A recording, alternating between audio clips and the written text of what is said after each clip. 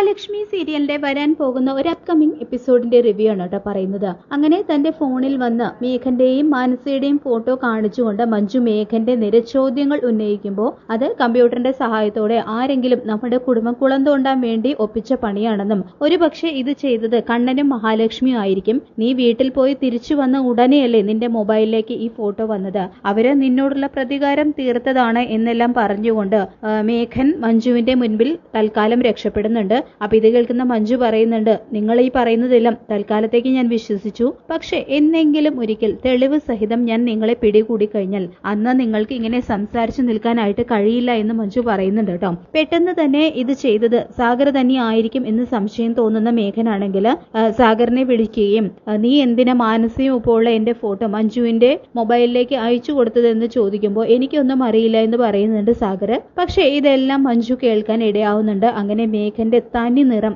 മേഘൻ തന്നെ ചതിക്കുകയാണ് എന്നുള്ള കാര്യം മഞ്ജുവിനെ വ്യക്തമായിട്ട് തന്നെ മനസ്സിലാവുന്നുണ്ട് കേട്ടോ. പിന്നീട് കമലേശ്വരത്ത് എത്തുന്ന മേഘൻ നടന്നതൊന്നും തുറന്നു പറയുന്നില്ലെങ്കിലും ഞാനും മഞ്ജുവും തമ്മിലുള്ള കല്യാണം നടന്നതിന്റെ പക തീർക്കാനായിട്ട് ഞങ്ങളുടെ കുടുംബജീവിതം തകർക്കാനാണ് നീ ഇങ്ങനെ ഓരോന്ന് ചെയ്യുന്നത് എന്നെല്ലാം പറയുമ്പോൾ അതിന് മേഘന് ഉരുളക്കുപ്പേരി പോലെ കണ്ണൻ മറുപടി കൊടുക്കുന്നുണ്ട്. നിന്റെ കുടുംബത്തിൽ എന്തെങ്കിലും അലോസരം ഉണ്ടായിട്ടുണ്ടെങ്കിൽ അത് തീർക്കേണ്ട ഉത്തരവാദിത്വം നിനക്ക് മാത്രമാണെന്നും അതിന് എന്നെയോ എന്റെ ഭാര്യയെയോ പഴി ചാരരുതെന്നും പറയുന്നുണ്ട് കേട്ടോ കണ്ണൻ. ശേഷം ഉണ്ടായ കാര്യങ്ങൾ മേഘൻ കരുണയോടും ദുർഗയോടും പറയുമ്പോൾ ഞാൻ അവളോട് സംസാരിക്കാമെന്ന് പറയുന്നുണ്ട് ദുർഗ.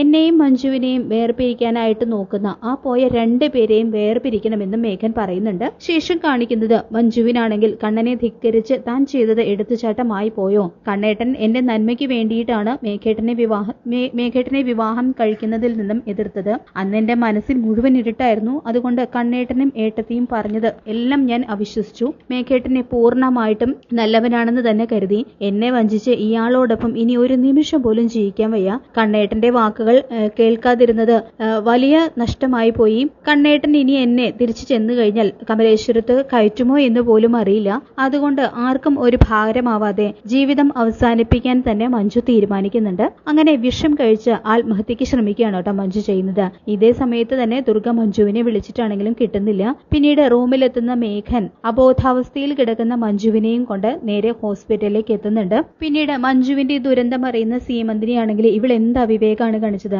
ഇനി ഇവൾക്ക് എന്തെങ്കിലും ഒന്ന് സംഭവിച്ചു കഴിഞ്ഞാൽ കണ്ണൻ വെറുതെ ഇരിക്കൂ, കല്യാണത്തെ എതിർത്തെന്ന് കരുതി അവന് സ്വന്തം പെങ്ങളോട് സ്നേഹമൊന്നും ഒരിക്കലും ഇല്ലാതാവില്ല എന്ന് പറഞ്ഞുകൊണ്ട് പരിതപിക്കുകയാണ് കേട്ടോ സീമന്തിനെ ചെയ്യുന്നത്. അങ്ങനെ മഞ്ജുവിനെയും കൊണ്ട് മേഘൻ ഹോസ്പിറ്റലിൽ എത്തുന്നുണ്ട്. മഞ്ജുവിനെ പരിശോധിക്കുന്ന ഡോക്ടർ ഈ കുട്ടിയുടെ നില ഗുരുതരമാണെന്നും ആത്മഹത്യക്ക് ശ്രമിച്ചതുകൊണ്ട് തന്നെ വിവരം പോലീസിൽ അറിയിക്കണമെന്നും പറയുന്നുണ്ട്. ഇതേ സമയം തന്നെ വിവരം അറിഞ്ഞ് ദുർഗയും ഉണ്ണിയും ഒക്കെ ഹോസ്പിറ്റലിലേക്ക് ഓടിയെത്തുന്നുണ്ട് കേട്ടോ.